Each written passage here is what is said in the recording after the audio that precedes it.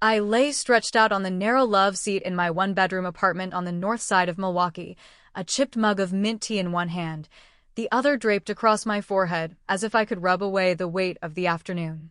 My phone buzzed nonstop on the coffee table, its screen flashing the same three names in a stubborn loop: Mom, Dad, Eric. My brother's name popped up between the others like punctuation. Call after call, text after text, as if my silence might cause the whole device to combust from sheer neediness. It had been 7 months. 7 months since I quietly walked out of that house in Appleton without a fight, without a word. No screaming, no slammed doors. Just the rustle of clothes going into a duffel bag. My old Dell laptop. A tattered notebook labeled Budget 2016 to 2024. And me, walking out just as the street lamps flickered to life outside.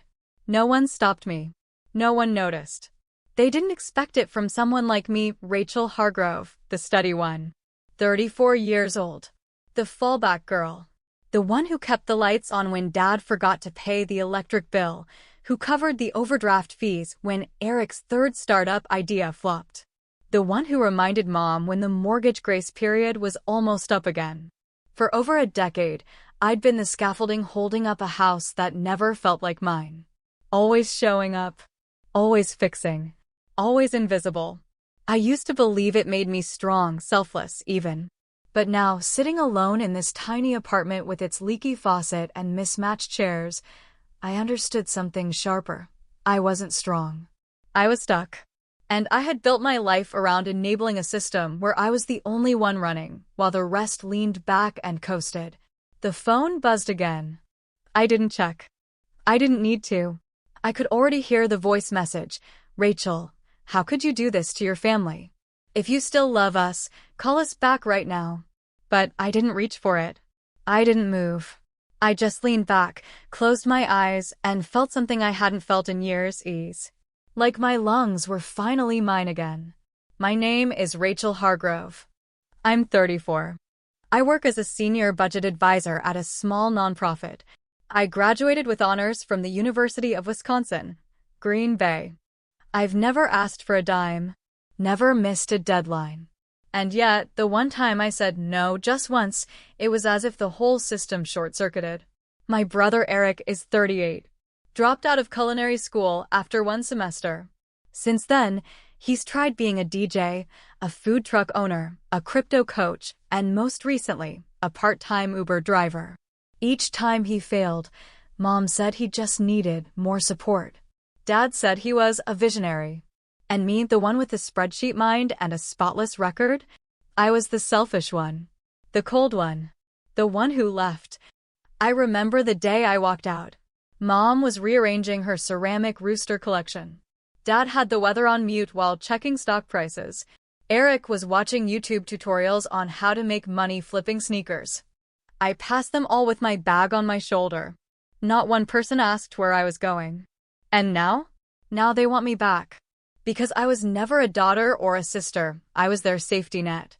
And when I cut the rope, they realized just how high they'd been standing.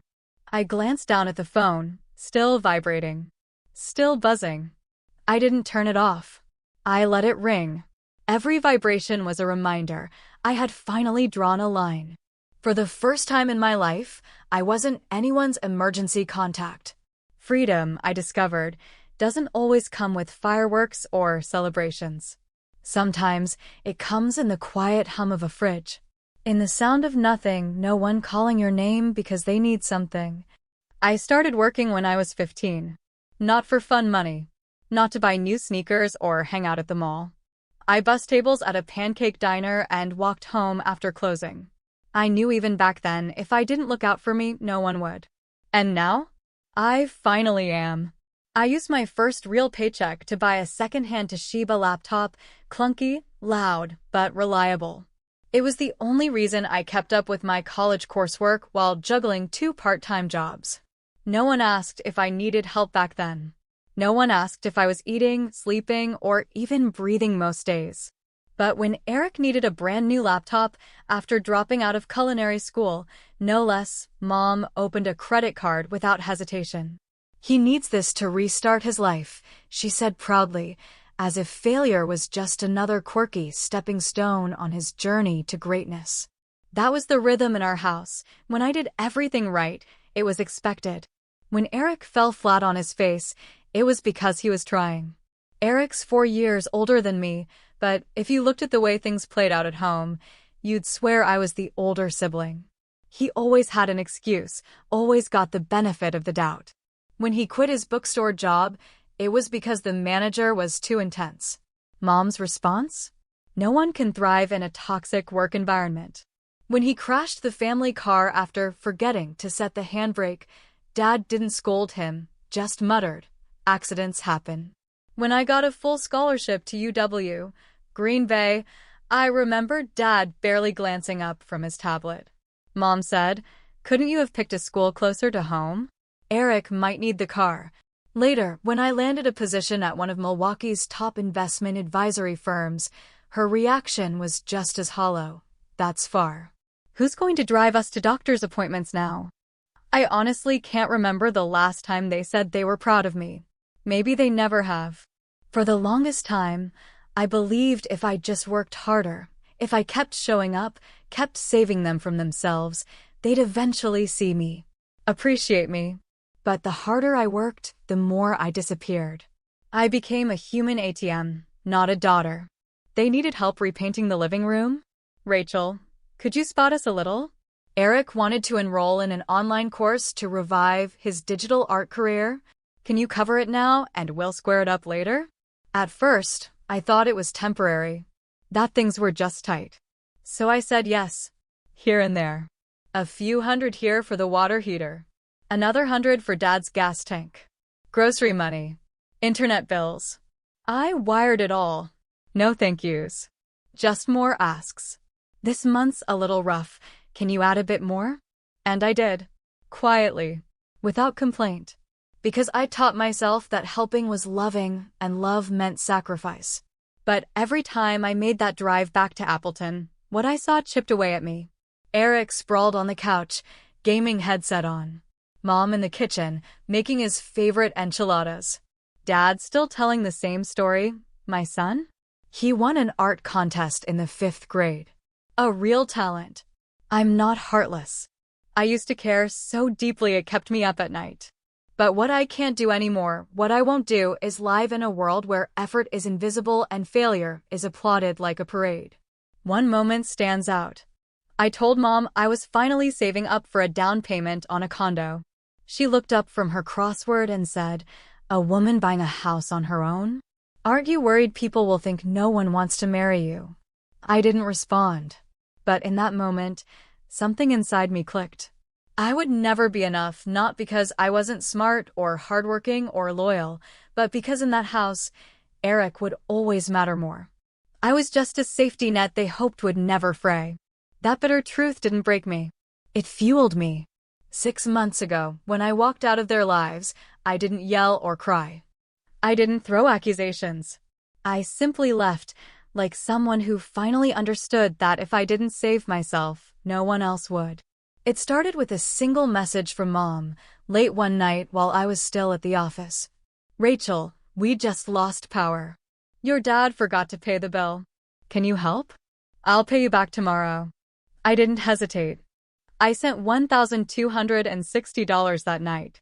Added a calm reminder. Next time, maybe nudge Dad a little earlier. Of course, I never saw that money again. Then came the gas bill, the fridge, Eric's car repairs. Each message like clockwork. Each one confirming what I had finally come to understand. They didn't love me for who I was. They loved me for what I gave. And I was done giving. Repair supplements for Dad. Vitamins. Dental work. Brandon's educational subscriptions. Each request came with a reason that felt just plausible enough to make saying no feel cruel. At first, I told myself, it's fine, I make decent money. But a little help turned into everything. They stopped asking. They started assigning. This week, send Eric $200, he's taking a Photoshop class. Or, your dad just had a root canal, it was expensive. Here's the bank info. Before I realized it, I wasn't just helping out. I had become the unofficial provider for a four-person household. Two who worked sporadically, one who gamed all day, and me working 60-hour weeks and skipping lunches just to make the numbers work. One month, as I was finalizing paperwork for my mortgage application, the condo I dreamed about since I was 25, Dad called. His voice was steady but nervous. "Rachel, we're in a bit of a bind with the bank. The house might be foreclosed if we don't come up with the money in a few weeks." I went quiet. That house, modest and aging, held my earliest memories, birthday parties, school mornings, my first savings jar tucked into the closet. It had also become the place I gave up my bedroom for Eric when he temporarily moved back in. "How much do you need?" I asked, even though I already knew. "About $980 a month. Just for a few months. Just until your mom and I get back on our feet." And I said yes, because of course I did. That very night, I canceled the deposit on my apartment. Instead of putting money into my future, I funneled it into a house I no longer lived in. That few months stretched into nearly 2 years. Over $20,000 sent, not including the extras. Car repairs, utility bills, roof patchwork, birthday dinners. What made me burn inside wasn't even the money. It was how they acted like it was normal. Like I owed it to them. No thank yous. No, do you have enough for yourself? No pause before asking for more. I was the family's private bank. The only one who couldn't vote on how the money was used. Eric still didn't have a job. When I brought it up gently, Mom replied, "He's trying to find his path. You shouldn't pressure him." Pressure? I was the one suffocating. I was the one pulling double shifts while he painted canvases in the garage. So I started documenting. Quietly. Every transfer. Every date. Like a ledger for a client who'd never repay me. Not because I expected to collect, but because I wanted to remember what it cost me to be the dependable one. Each time I thought about cutting ties, a new message would ping through. "Dad's back pain is acting up. Can you order the muscle relaxers?" The kitchen windows cracked. "It's letting in rain." And I'd cave. Again. Transfer the money. Again. Push my goals back. Again. I began avoiding my banking app in the morning because the balance made my chest tighten. I lived in a studio apartment where the heater rattled at night. I ate ramen for a week straight because I'd paid for a new water heater back home. The home I wasn't even welcome in without scheduling around Eric's creative space. Then one day, I stood at a corner convenience store. I reached into my wallet to grab cash for a gallon of milk, and I didn't have enough. That's when I truly felt it. I was being drained. Completely. Not just my money, my energy, my purpose, my joy. I used to think strength meant carrying it all. But now I knew. Strength is knowing when to stop. I couldn't keep hoping they would change. The change had to start with me. It was a Sunday afternoon. A cold drizzle fell as I left a grueling weekend shift. My feet ached. My back screamed. All I wanted was a hot shower and a thick blanket. But instead, I stopped at the store, grabbed groceries, salmon, vegetables, frozen meals, and drove 40 minutes across town. Like I had done every other week for 2 years. When I walked into the kitchen, arms full, my mom didn't say hi. She didn't ask how I was or if I'd eaten. She just looked at the bags and said, "Salmon again? Eric doesn't really like that." And that right there was the final thread snapping. "Rachel, we need to talk." I barely had time to exhale before Mom crossed her arms and planted herself in front of me, her tone already thick with theatrical tension. "We've already discussed this. What you're sending every month, it's no longer enough." I blinked. Not enough? I stared at her, unsure if I'd misheard. "What are you talking about?" Dad stepped in from the living room, his voice deep and deliberate like he was delivering a public service announcement. "You make good money, Rachel. You live alone. Meanwhile, we're struggling every day. Doesn't that seem unfair to you?" I looked at the two people who raised me, who now stood before me as if I owed them not just my money, but my very stability. I kept my voice as even as I could. "I've paid the mortgage for 2 years. covered the utilities. Dad's medication, roof repairs, groceries, gas. And it's still not enough. Eric, of course, was sprawled out on the couch as usual, barely glancing up from his phone. He added casually, "It's not like you're lacking anything. What's wrong with sharing a little?" I turned toward him, locking eyes with my 38-year-old brother, who had never paid a single bill in his life and somehow felt qualified to lecture me on generosity. "Sharing goes both ways, Eric," I said, my voice cold and clipped, like the wind outside. "You've only ever taken." Mom's eyes narrowed. "That's enough, Rachel. You're being disrespectful." I drew in a breath, my chest tightening with every unsaid sentence, trying to claw its way out. "Disrespectful," I said quietly. "For telling the truth?" Her lips pressed into that tight, familiar line I'd seen my entire life. The one she used to hold power. The one that said, "I am the victim here." "If it's that much of a burden to you," she said, slicing each word like a blade, "then you can walk out that door and don't bother coming back." Time stopped. That sentence, "don't bother coming back," had echoed in my mind for years, always as a threat. But now it sounded like permission. No one called me the good daughter. No one begged me to stay. No one even tried to stop me. They just stood there, watching, waiting to see if I'd actually do it. I dropped the last grocery bag on the kitchen table. Didn't open it. Didn't put anything in the fridge like I usually would. I just looked at them and said, calm and clear, "All right. If that's how you feel, then I hear you." Loud and clear. I turned and walked out. My steps were slow, but steady. My spine straight. The rain had started again, soaking through my sweater and plastering my hair to my neck. But for once, I didn't care. No one followed me. No one called my name. Just Eric's voice drifting behind me with a lazy, so dramatic. I didn't look back. I walked out of that house empty-handed. Hollow maybe, but free. It wasn't until I got into my car, heater on full blast, that the first tear slipped down. Not out of sadness. Out of release. For the first time in my adult life, I wasn't holding anything together. I didn't drive straight back to my apartment. I pulled into a quiet gas station and sat there for a while, just breathing. Then I opened my phone, scrolled through my contacts. Mom, Dad, Eric. One by one, I pressed block. I didn't know what the fallout would be. I couldn't picture the panic when the text stopped going through or when the mortgage reminder came and no one responded. But I knew one thing. I wasn't coming back. Not out of anger. Not out of revenge. But because I'd finally understood something vital, that kindness has limits. That sacrifice, when given endlessly and without return, isn't noble. It's erasure. My new apartment was on the 3rd floor of a creaky old building in Midtown. The paint was peeling, and the hallway always smelled faintly of varnish and dust. But to me, it was paradise. No early morning knocks about rides to the doctor. No midnight texts asking for $400 just until Friday. No grocery bags for people who never even said thank you.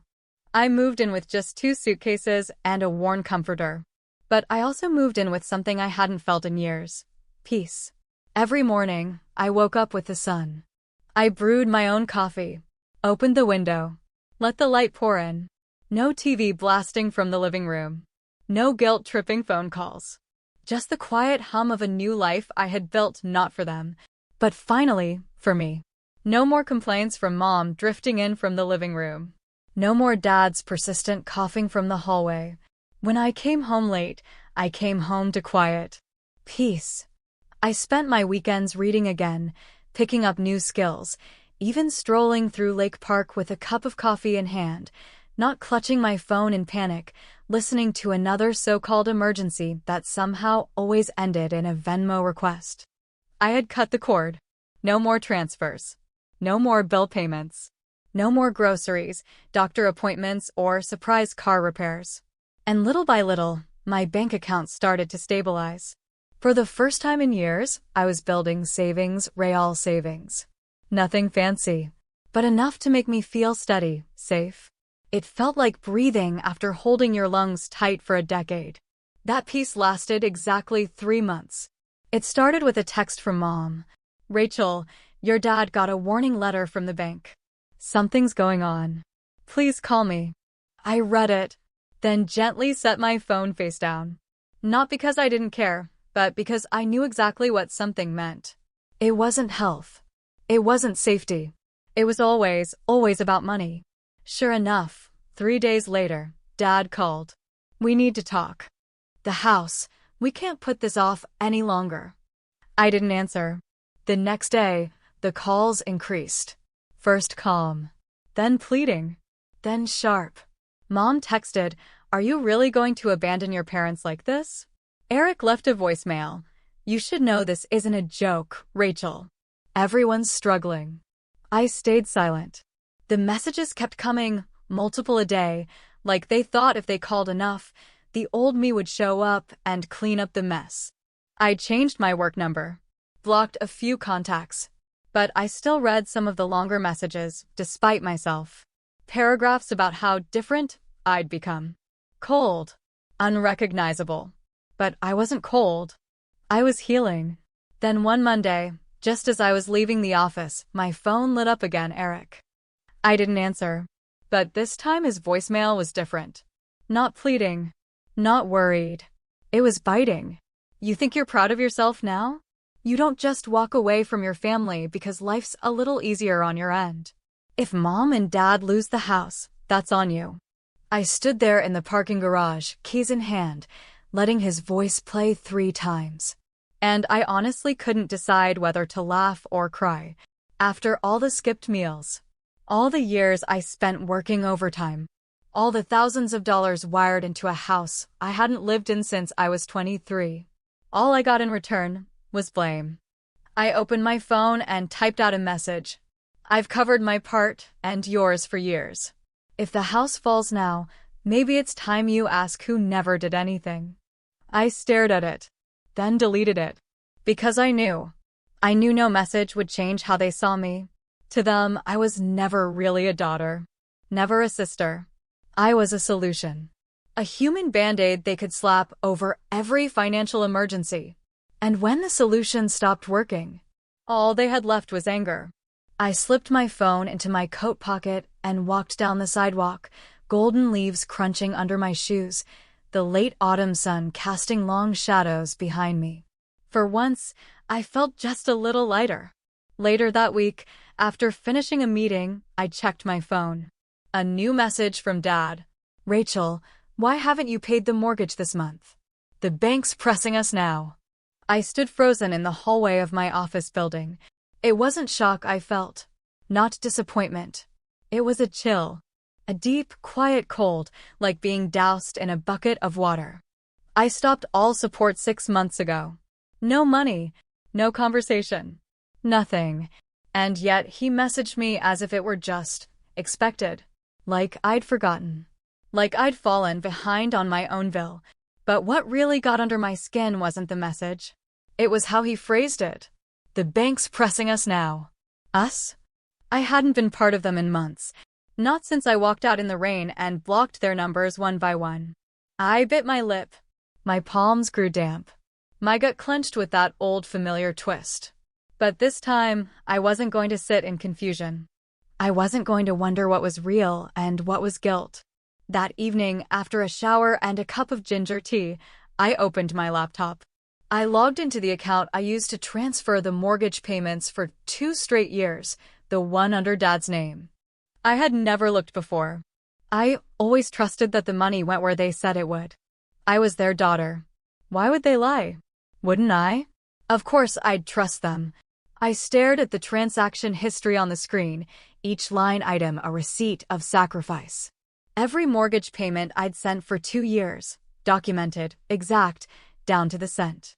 I scrolled slowly, carefully, like maybe my eyes had made a mistake. But the final payment stood out like a red flag waving in the dark. The last mortgage payment from that account? 8 months ago. 8 months. Right before I stopped helping. I blinked hard. Once. Twice. My mind scrambled to make sense of what I was seeing. It had to be an error, right? I flipped open my personal banking app and checked the transfers I'd made in those final 3 months after that last recorded payment. There they were. Almost $3,000 sent. On time. Labeled mortgage support. Gone. They'd received the money. But they hadn't used a dime of it for the house. They didn't explain. Didn't say a word. Just kept asking. Pleading. Pressuring. And I had kept giving. A cold, sick wave crawled through my chest. This wasn't just oversight. This wasn't a misunderstanding. This was betrayal. I didn't call them, not right away. I needed clarity. Facts. Proof. The next morning, I called the mortgage bank directly. I calmly explained that I'd helped my family manage their payments in the past and was concerned they might be struggling now without telling me. After a few minutes and some verification, the rep confirmed it plainly. That account hasn't had a full payment since the beginning of the year. It's under special collections now. I thanked her. Hung up.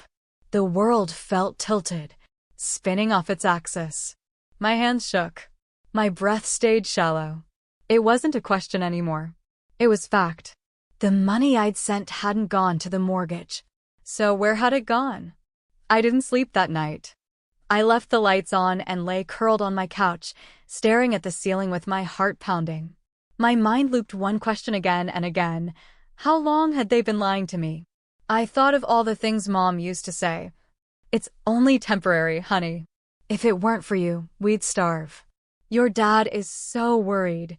Please, just help us get through this.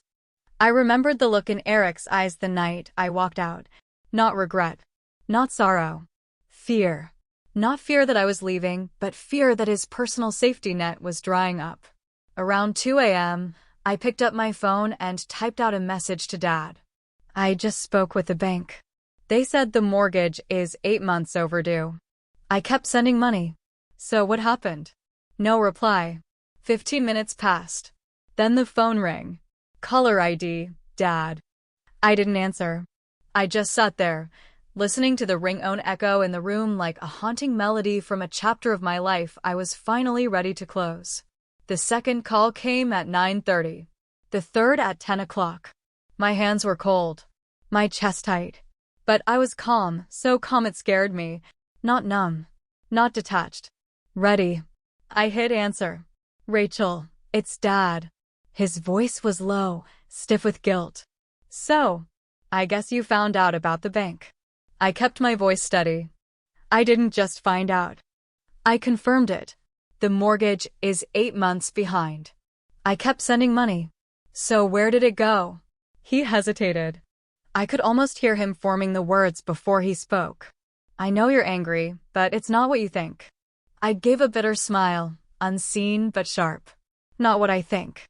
I sent money for the mortgage. The mortgage didn't get paid. What part of that isn't exactly what I think? Before he could respond, Mom's voice cut through. She must have grabbed the phone from him. Rachel, don't you dare speak to your father like that, she snapped, her voice shrill and defensive. You don't understand the situation. Everything's been falling apart since you left. I squinted at the ceiling, swallowing hard.